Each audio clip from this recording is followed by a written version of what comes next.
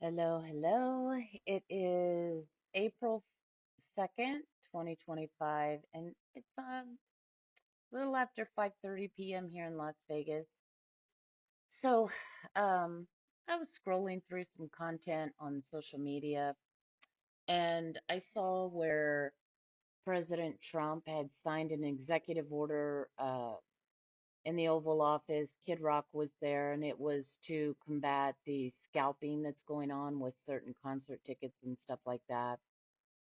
Uh, and I wondered how that executive order, whether or not it's going to apply to third-party vendors that are selling all the tickets for the WNBA games. Here's something, as an Indiana Fever fan, that I'm having a hard time coming to grips with. Let me close some of my apps that are open because I can sense there's a lag. My lips aren't moving with my words. They're not in sync. Okay, so I went ahead to one of the websites on the internet to print this off.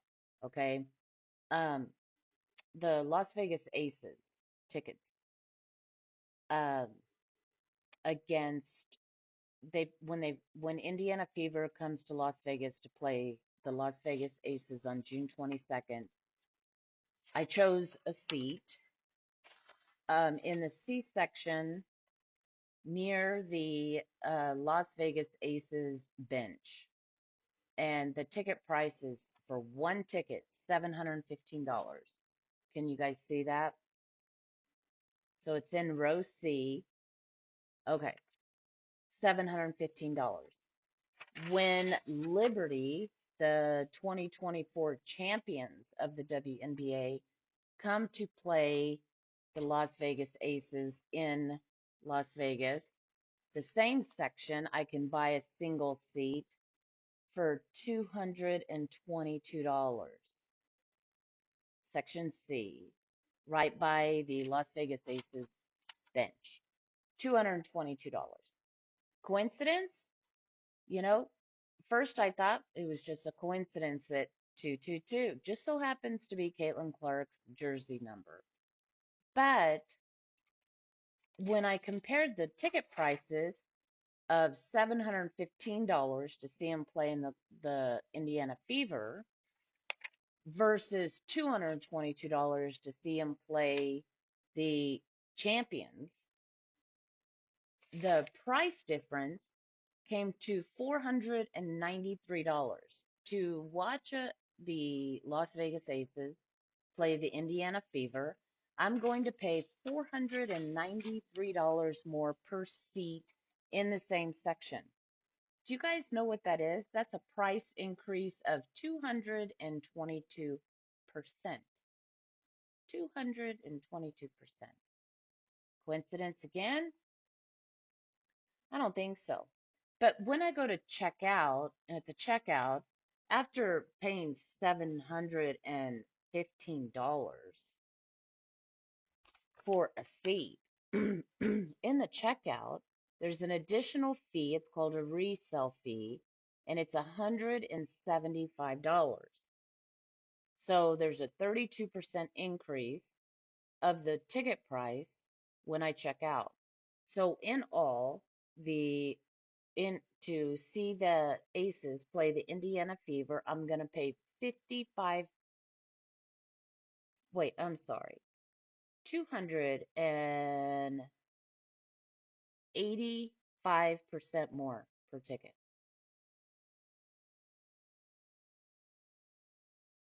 Yeah, to see the Aces play the Indiana Fever. Not only that, the Aces moved their game against the Indiana Fever from the Michelob Ultra Arena to the T-Mobile Arena. T-Mobile Arena, I think it has like 7 to 8,000 more seats than their Michelob Arena. Um, so the price gouging for the Indiana Fever tickets is very real. There are away games when I go to other websites. The Phoenix Mercury website to see how much it's going to cost me to uh, see the see them play the Indiana Fever when the Indiana Fever go to Arizona. I literally can save like $400 a ticket. So I started estimating, Phoenix is 4 hours from me. Is it worth the 4 hour drive up there and 4 hour drive back to save $800 or more, to take my daughter to a game? Because $715 to stay here and see the Indiana Fever, it's going to cost me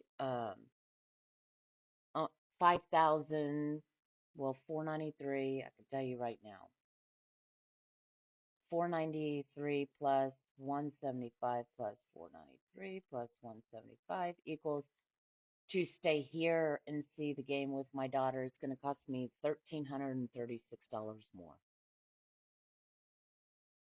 So I can save $1,336 by spending $100 in gas driving to Arizona.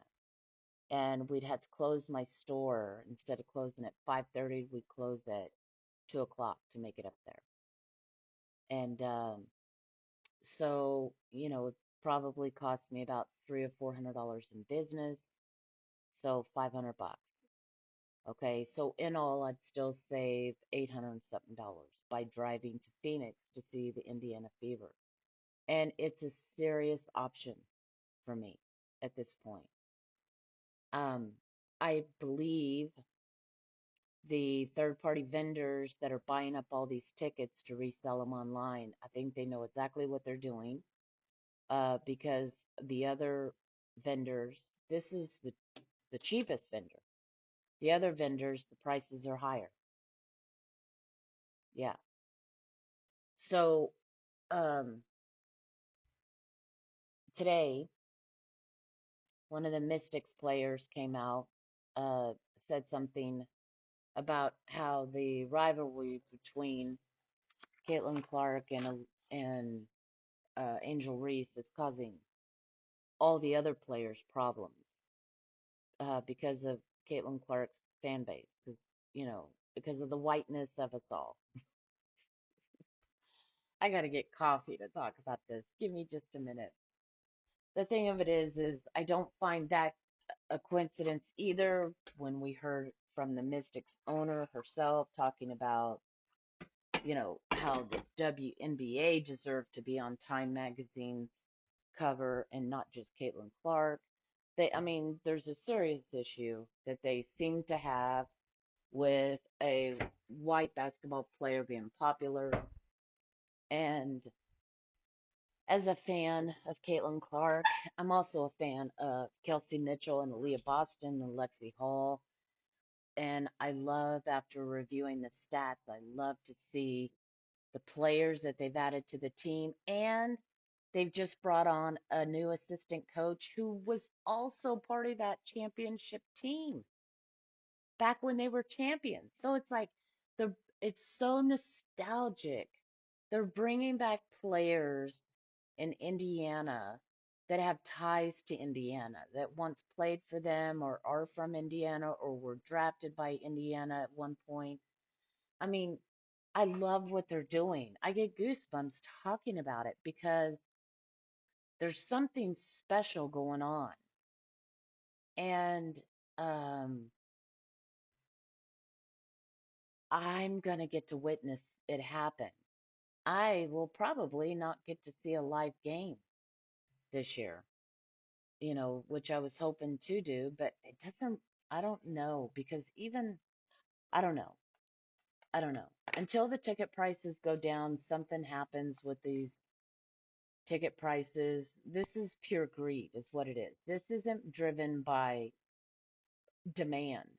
They moved to a larger arena because the Indiana Fever tickets are in higher demand. Okay, that's how they can meet the demand. But to still charge 220 per 222% more per ticket for an Indiana Fever is pure greed. And then you go to checkout and there's an additional 32, 33% added on for a resale fee. That's fucking insane. That I'm sorry. I'm sorry.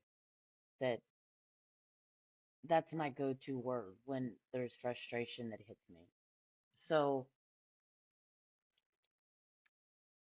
I've actually considered, I'm actually going to look into the cost of what it would cost me to have a website built and what do I got to go through in marketing and whatever to maybe build a website of my own to resell these tickets.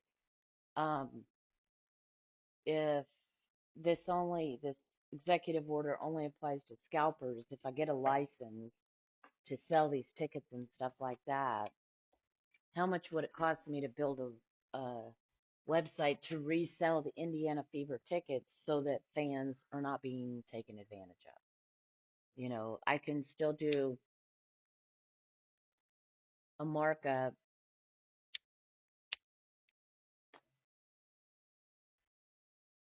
of, you know, 10 or 15%, not adding an additional 32% at checkout. Do you see what I mean?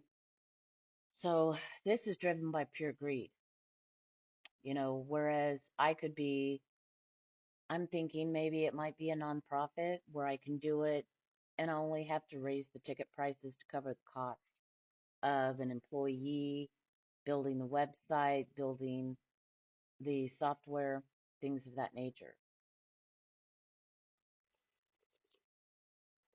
I think it could be done.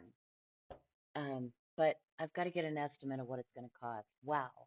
Where I'm sitting, the lighting of my one of my favorite pictures that I have, it's a Van Gogh or a Picasso poster. Oh, you can't see it. But the light that's above it is shining right on my head. If you could see all my gray, it looks kind of cool. I like my gray hair. It looks really good when I've got makeup on, but I don't wear makeup very often. Yeah, so anyways, the additions. Indiana Fever is just continuing to make more improvements. I feel so excited about what the Indiana Fever is doing. Um, there's a sense of nostalgia to it. It's like everybody's coming home. Whatever happened back when they won the championship, it's like ever after that, everybody kind of went their own way. A few stayed behind, like their certain mentor that was a part of it before. She's the one that hired Christy Sides and Lynn Dunn, is that her name? They kept her on as a consultant or whatever. She's still there. So it's like everybody that used to be a part of the championship Indiana Fever are all coming back. I'm just waiting to see where Tamika Catching fits in. She's one of the ones, one of the biggest ones that were there. And, you know, yeah. What do you guys think? I mean, I don't have a good understanding of the history of the team, so I was very grateful that the Indiana Fever put out this little documentary about the team when they became champions and how it unfolded. And it gave me goosebumps watching it. And then of course I heard about the Mystics player, that's talking bad again about whiteness and yada yada yada. Listen, I've come to understand something. That there are just certain individuals in the league, they're very shallow individuals. Okay, if you can't get past the color of a person's skin, um, to see the person they really are inside, their character. Martin Luther King talked about this, right? The content of a person's character. You're never going to get to know what that is because you're judging them based on the color of their skin. Okay. So, I watched my older generation and my family have to get past that issue. And now I'm watching an entire organization of Black women have issues with color of skin. And I'm just like, oh my gosh. I mean, I never thought this would be something I would receive from, uh, you know, Black people. I thought we'd all just be grateful that the laws were enacted to make sure they were not discriminated against because of the color of their skin. They could actually get the job they want. They go to the college they want. They could do all these things. Women, the same thing. You have more freedoms to choose a school, to go to college, to get a job. You don't have to be dependent on a man.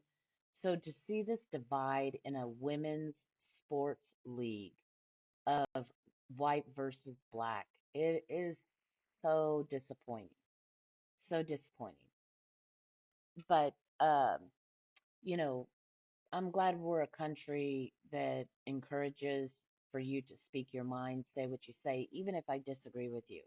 I'll still fight for your right to say it. I may not like what you say, may completely disagree with you.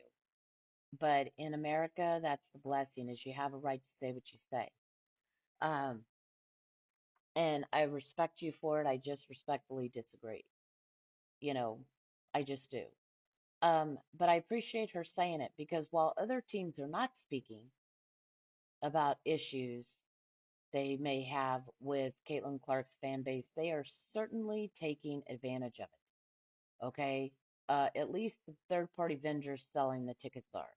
They know that the Indiana Fever are the popular team. And so many teams are moving their games to larger arenas, but the third party vendors are inflating the prices to it almost feels like they're penalizing Indiana Fever fans for being fans. Okay. So I'm not going to pay 55% more for a ticket I'll catch it on TV. So maybe next year the prices will go down and I'll get to go see a game. I would love to see him play the Aces. Aces are a very good team. Asia Wilson is a heck of a center. It was kind of a bummer to see Chelsea Plum leave, but she's at a team I think that's going to fully appreciate her. I think she I think her skills and abilities were completely underrated there, underappreciated and underrated. I don't know if she happens to feel that way, but I guess she's from the LA area, so she's back home now that she's with Sparks.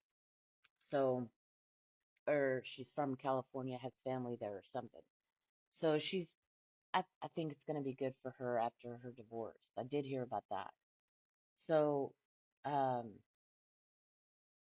I wish all the women the best of luck in the WNBA. I am looking forward to the season started. I'm very excited. Being a tomboy growing up, I've never been much of a spectator. When I was younger, I didn't have the patience to sit and watch people play it. I'd just rather be out there playing it with them. So, yeah, there was but there's still just all kinds of information. You know, I appreciate what the Indiana Fever team is doing, putting the history of the team out there, little short clip, little documentary, because, they have so many new fans. Why not show them to help them understand? And I appreciate their patience of us. There were many of the Fever fans disagreed with some of the people they brought on the team. I'm not one of them. I didn't disagree with any of it because I'm not qualified to make those calls or have an opinion about it. My deal is my thought process behind it is trust the coach. The coach and the staff are the one doing this. They're consulting the team. Everybody's on board with it. Why would we not be? We are fans. We don't have a voice or a vote in what they do. It's insane. And all the reasons that I heard as to why some people didn't like certain players. It had nothing to do with the abilities, the basketball skills of these players, but more of the content they promoted online. Who cares? We're talking about the game of basketball. And they live in the United States of America, for God's sakes. They can say whatever they want so long as they're not inciting violence and it's not harming another person. They're free to speak their mind. You don't have to agree with them. I mean, they can call us racist all they want. Doesn't make it true. It just makes it to where they're never going to get to actually understand or know the fans. They're not. So I think, my personal opinion, especially listening to some of these men talk about this league, there is some misogyny going on. You gotta, you have to agree to some degree, right? That there's so much attention put on these women's appearance. What they're wearing when they show up at games, what they're wearing when they're out on the town. I don't hear people criticizing the NBA players for what they're wearing when they're not at work or what they're posting online or, oh, come on. I mean, women are held to a different set of standards than men. And some of the younger women here in the WNBA, I think they tend to ask for it when you say you don't want to be sexualized or objectified, and then you put a half naked picture of you up online, knowing you have male fans. What do you think they're going to do? Oh, they're not going to look at you or objectify you because you don't want them to? Come on. I mean, there's so much manipulation and gaslighting going on. It's just weird. It's just weird. But, um, you know, the Indiana Fever team seems to be one of the sanest and most wholesome, uh, down to earth teams. They have a culture. They're maintaining that culture. Okay, they're not putting out a lot of controversial shit on the internet. Even the player they disagreed with, her political stance or social justice warrior, whatever she is, she's not even posting a lot of stuff now. So she did her thing. She said what she had to say. You know where she stands now. Let's see how she does her job. That, to me, that's all that matters. I don't have to agree politically. I don't agree with the league being used, the league's platform being used to promote this social uh, construct that the Jewish and black community or black women are wanting either. I'm not going to be tolerant um, with gender dysphoria. And I don't want to see males enter the league and play against the women because somebody's bound to get hurt, serious hurt, ending career hurt. Okay, men are physically stronger than women. They are genuinely built more uh, to handle more physical contact. They're rougher. I know I grew up with two brothers, so I broke a lot of bones in my days trying to keep up with my brothers. So, but the thing of it is I accepted reality of the physical differences between men and women when I hit puberty, and I could no longer um, keep up physically with my brothers. I could still run fast, and I could run faster than both of my brothers, but they were physically becoming stronger than me to the point I couldn't do some of the things they were doing. Okay? So if they wanted me to join in on a football game, they had to play touch football because I couldn't play tackle. Okay? They frickin' pummel me. I knew this. So, but some women, they they won't accept that. To me today, I'm old enough, I don't care. To say that it's not an ego bruise or anything to admit that men are physically stronger than women. But that's the only place they're physically stronger. Women emotionally, um, mentally, spiritually, in many instances, are much stronger than men. Men tend to heavily rely on physical strength, physical, you know, I don't know how to explain it other than it is what it is. Okay, so anyways, I just wanted to tell you guys about the ticket gouging that's going on. And I'm wondering if this is going to affect the ticket prices or these third-party vendors, or if it is it only just scalpers selling tickets out on the um, steps of concerts and stuff like that, or are we talking about online vendors? that are raising their prices, raising seat prices 222% and then charging an additional $175 at checkout for resale. That's insane. It's just insane to me, guys. Yeah. Okay, so I hope everybody's having a good evening. I'll talk to you later.